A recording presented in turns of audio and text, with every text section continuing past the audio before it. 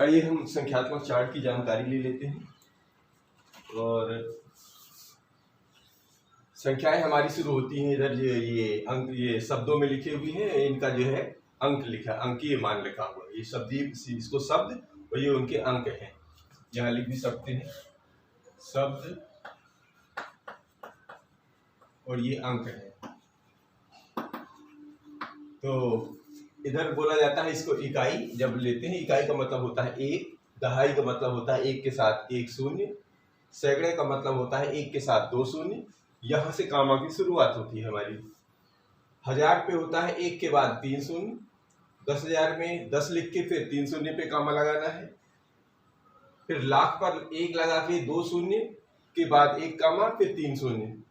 फिर लाख के बाद 10 लाख, करोड़, 10 करोड़, अरब, 10 अरब, खरब, 10 खरब, नील, 10 नील, पदम, 10 पदम, संख, 10 संख। इस तरह ये हमारे जो है जिनको हम संख्याएं पढ़ेंगे इनका स्थानीय मान भी। तो हमें ये ध्यान रखना पड़ेगा कि जब कोई लाख बोले, जैसे मान लीजिए शब्द का उदाहरण हो, तो लाख हमें ध्यान आना चाहिए कि एक के बाद कितने शून्य से 5 शून्य लगेंगे। यानी कोई भी अंक है उसके बाद 5 शून्य लगेंगे, ठीक है ना। जैसे 5 लाख तो यहाँ पर 5 आ जाएगा, फिर 5 शून्य और आ जाएंगे। ऐसे करके हम इनका जो स्थानीय मान भी ज्ञात करना सीखेंगे। तो यहाँ से शुरू होती है। एक बार फिर से देख लेते हैं। इकाई, दहाई, सैकड़ा, हजार, 10,000, लाख, 10 लाख, करोड़, 10 करोड़, अरब, 10 अरब, खरब, 10 खरब, नील, 10 नील, पदम, 10 पदम, संख, 10 संख। इस तरह ये हमारी सीरीज चलेगी। अब इन्हीं का हमें बार बार इस्तेमाल करना पड़ेगा।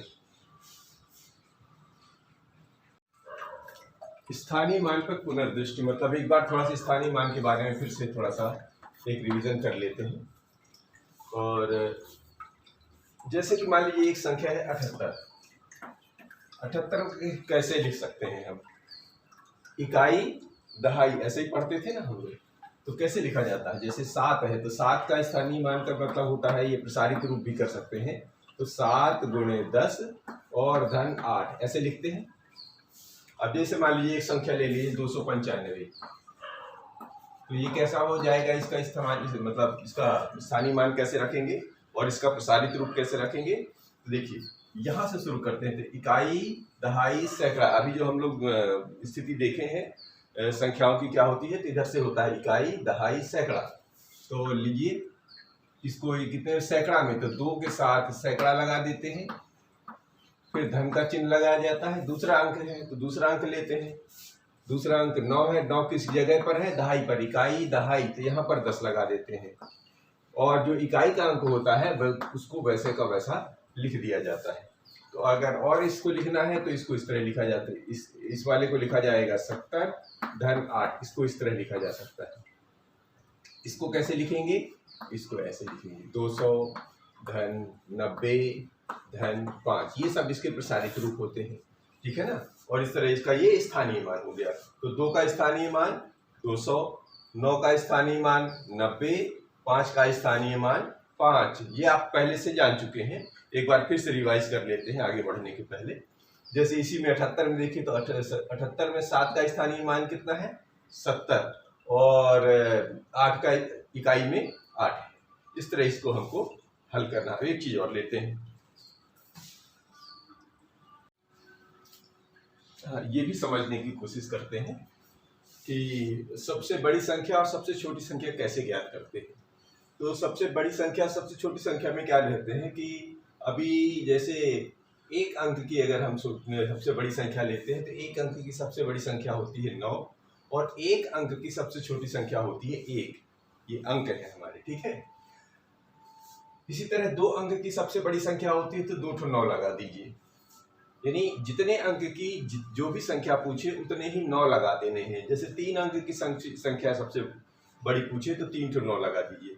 4 अंक की तो 4 9, 5 अंक की तो 5 9, 6 अंक की 6 ठो 9, 7 अंक की 7 9 लगा दीजिए, 8 अंक की 8 9 लगा दीजिए। इसके साथ यदि हम उनमें एक जोड़ दें, इनमें जैसे 1 अंक की जो सबसे बड़ी संख्या है, यदि उसमें हम 1 जोड़ दें तो हमें 2 अंक की सबसे छोटी संख्या प्राप्त होती है। सबसे छोटी संख्या कौन सी प्राप्त होती है? 2 अंक की एक अंक की सबसे छोटी संख्या एक ही है, लेकिन एक अंक की सबसे बड़ी संख्या में यदि हम एक जोड़ देते हैं तो दो अंक की सबसे छोटी संख्या प्राप्त हो जाती है। ये देखिए, इधर सबसे छोटी संख्याएं लिखी है, इधर सबसे बड़ी संख्याएं लिखी है, ठीक है। अब दो अंक की संख्या सबसे बड़ी संख्या में यदि एक जोड़ देते हैं तो तीन अंक की सबसे छोटी संख्या प्राप्त हो जाती है। किसे, कितने अंक की? तीन अंक की सबसे छोटी संख्या प्राप्त हो जाती है। और तीन अंक की सबसे बड़ी संख्या में एक जोड़ देने से क्या होता है, तो ये चार अंक की बन जाएगी। ये देखिए, चार अंक बन गए, तो इसमें ये हो जाएगी चार अंक की सबसे छोटी संख्या। अब चार अंक वाले सबसे बड़ी संख्या में एक जोड़ दें तो पांच अंक की सबसे छोटी संख्या प्राप्त हो जाएगी। ये पांच अंक की सबसे छोटी संख्या प्राप्त हो गई, पांच अंक की सबसे छोटी संख्या। अब पांच अंक की सबसे बड़ी संख्या में यदि एक जोड़ देते हैं तो छह अंक की प्राप्त हो जाती है, यानी एक के आगे पांच शून्य लगा देते हैं तो छह अंक प्राप्त हो जाते हैं।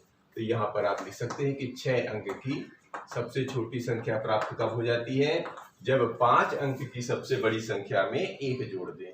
इसी तरह छह अंक की सबसे बड़ी संख्या में एक जोड़ देने से सात अंक की सबसे बड़ी संख्या प्राप्त हो जाए, सबसे छोटी संख्या प्राप्त हो जाती है। तो ये सात अंक की सबसे छोटी संख्या हो गई। इसी तरह सात अंक की सबसे बड़ी संख्या में एक जोड़ने पर आठ अंक की हो जाएगी, यानी एक के आगे आप सात शून्य और लगा दीजिए तो ये आठ अंक प्राप्त हो जाएंगे। तीन तीन छह एक सात, तो ये हो जाएंगे आठ अंक। यानी सात अंक की संख्या में एक जोड़ने पर आठ अंक की सबसे छोटी संख्या प्राप्त हो जाती है। इसी तरह आठ अंक की सबसे बड़ी संख्या में एक जोड़ने पर तो कितनी हो जाएगी, एक आगे यानी नौ अंक की हो जाएगी, यानी आठ शून्य लगा दी, एक दो तीन चार पाँच छः सात आठ, यानी कि नौ अंक हो गए। क्यों? क्योंकि एक के साथ में ये मिलके नौ अंक हो जाते हैं। इस तरह हम सबसे बड़ी संख्या में एक जोड़ने पर सबसे छोटी संख्या प्राप्त कर सकते हैं। ठीक इसी का उल्टा दो अंक की संख्या में यदि एक अंक मतलब सबसे छोटी संख्या, दो अंक की सबसे छोटी संख्या में एक कम कर दें तो एक अंक की सबसे बड़ी संख्या प्राप्त हो जाती है। इसी प्रकार तीन अंक की सबसे छोटी संख्या में से एक को कम कर दें, इसका उल्टा करते जाएं, यानी कि इसको इधर से कम करते जाएं, एक घटाते जाएं, इधर से एक घटाते चले जाएं तो हमको ये प्राप्त हो जाएगा। ये देखिए, इसमें से एक कम करते चले आप ये, तो हमको ये संख्याएं प्राप्त हो जाएंगी। यानी कि चार अंक की सबसे छोटी संख्या में एक घटाएंगे तो तीन अंक की सबसे बड़ी संख्या प्राप्त होगी। पांच अंक की सबसे छोटी संख्या में से एक कम करेंगे तो चार अंक की सबसे बड़ी संख्या प्राप्त हो जाएगी। छह अंक की सबसे छोटी संख्या में से एक कम करेंगे तो पांच अंक की संख्या प्राप्त हो जाएगी। इस प्रकार ये हमारा क्रम चलता रहेगा, इसको भी आपको ध्यान रखना है। कुछ चीजें हमें और याद रखनी है, जैसे जैसे हम आगे बढ़ेंगे तो हमको ये चीजें याद रखनी चाहिए। जैसे जो अभी हमने इस संख्या चार्ट पढ़ी है, तो संख्या चार्ट में अगर चूंकि यहाँ पर अब मिटा दिया गया है, फिर अभी आपको ये शॉर्ट में याद रखना है कितना, 100 या जिसको सैकड़ा बोलते हैं हम, 100 में 10,000, ये मतलब जितना दहाई के बाद सैकड़ा आता है ना, इसका मतलब 10 दहाई जोड़ के एक सैकड़ा बनता है। तो 100 में या एक सैकड़े में 10 दहाइयाँ होते हैं। इसी तरह 1000 अगर लेते हैं तो उसमें कितना, सैकड़ा के बाद 1000, तो 1000 में कितने आएंगे, 10 तो 100 बढ़ाएंगे तो 1000 आ जाएंगे। और अगर दहाई बढ़ा रहे हैं तो कितनी दहाई बढ़ानी पड़ेगी, 100 दहाइयाँ। तो 1000 में 10 100 होते हैं या 100 दहाइयाँ होते हैं। और 1 लाख में कितने आ जाएंगे, 100,000 होते हैं। या 100 लेंगे तो कितने, 1100 लाख लेने पड़ेंगे। इसी तरह 1 करोड़ में कितने होते हैं, 100 लाख होते हैं। और अगर 1000 की गिनती करेंगे तो 10,000 में से 10,000, जब 10,000 हजार इकट्ठा करेंगे तब 1 करोड़ बनता है। तो ये कुछ चीजें हैं, ये हमें याद रखनी है। इस तरह ध्यान है तो ये हमें आसानी रहेगी काम करने में।